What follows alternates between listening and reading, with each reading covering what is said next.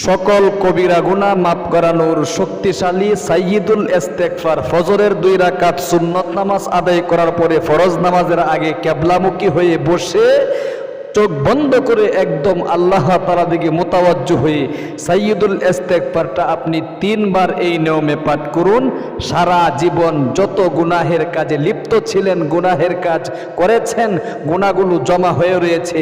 কবিরা শুধু কেন, সগীরা, জাহেরি, বাতিনি, প্রকাশ্য প্রকাশ্য, জিনা, ব্যভিচার, পরকীয়া সহ সমস্ত গুনাহগুলো আল্লাহ তাআলা ধুয়ে মুছে সাফ করে নিষ্পাপ করে দিবে।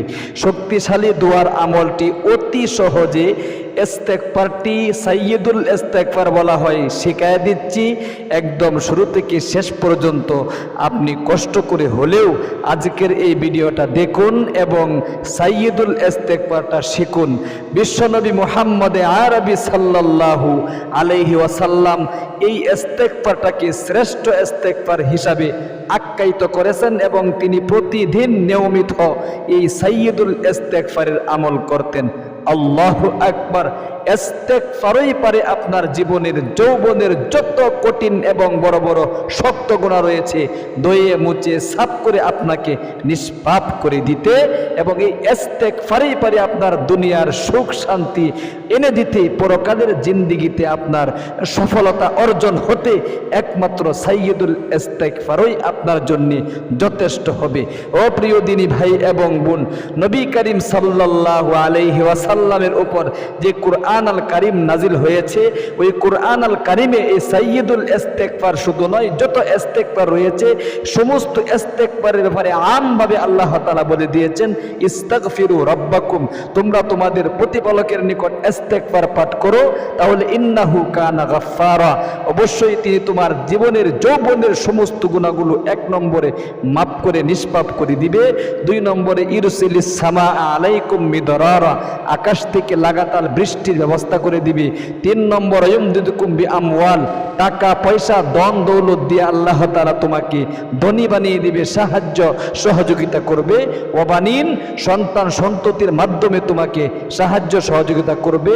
ওয়াজআল লাকুম জান্নাত, দুনিয়ার যে উদ্যানসমূহ রয়েছে, আল্লাহু আকবার, এই উদ্যানগুলো অবশ্যই আল্লাহ তাআলা সতেজ করে দিবে। ওয়াজআল লাকুম আনহারা, এমনকি নদ নদী পর্যন্ত আল্লাহ তাআলা তোমার জন্য জারি করে দিবে। 6টি পুরস্কার সূরা নূহের মধ্যে আল্লাহ তাআলা এরকম বর্ণনা করেছেন।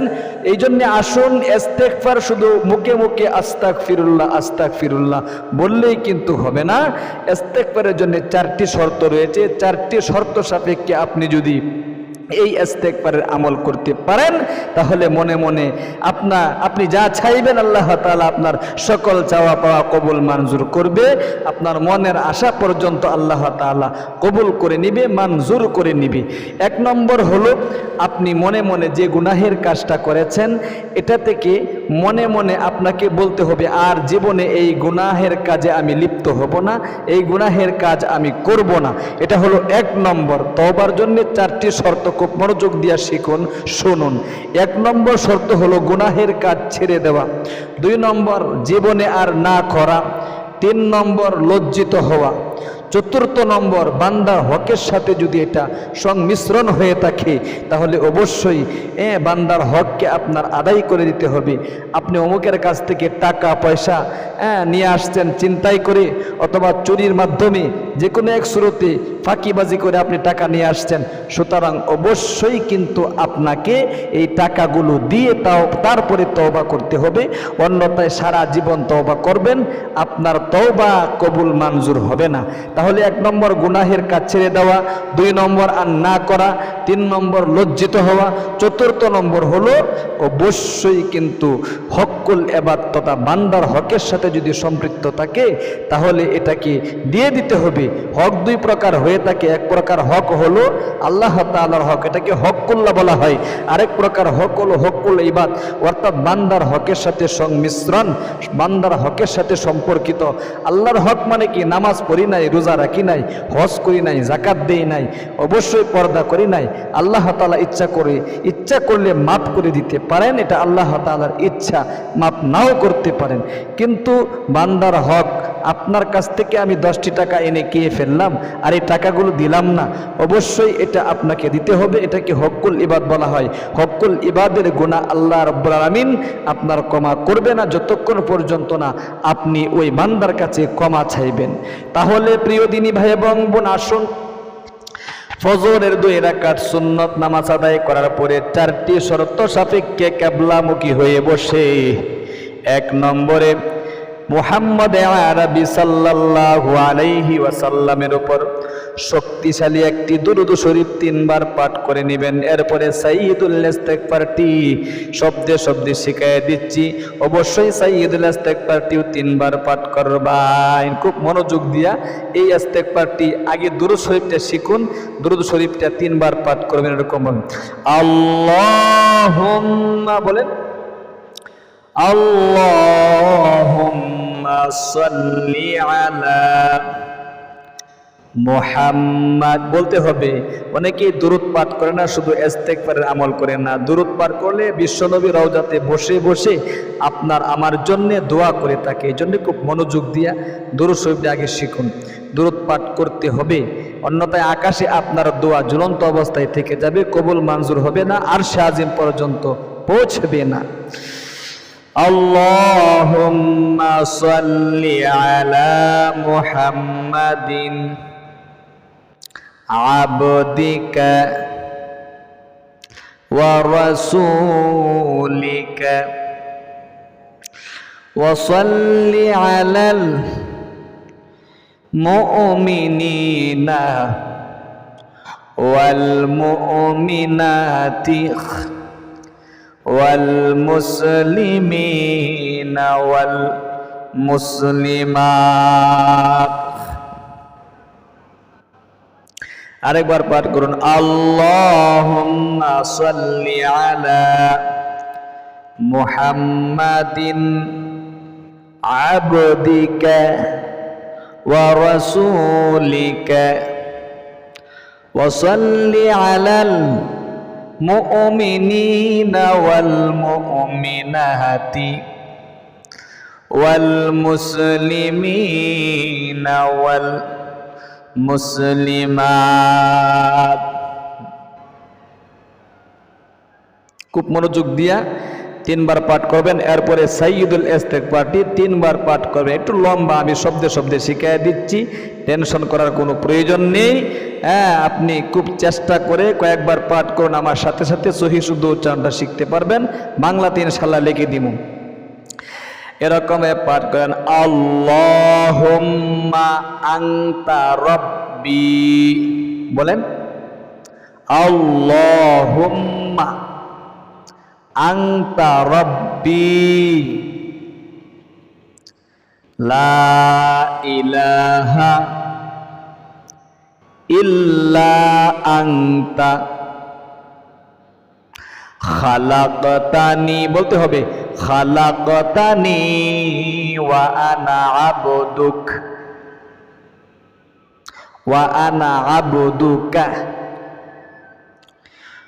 ওয়া আনা আলা আহদিকা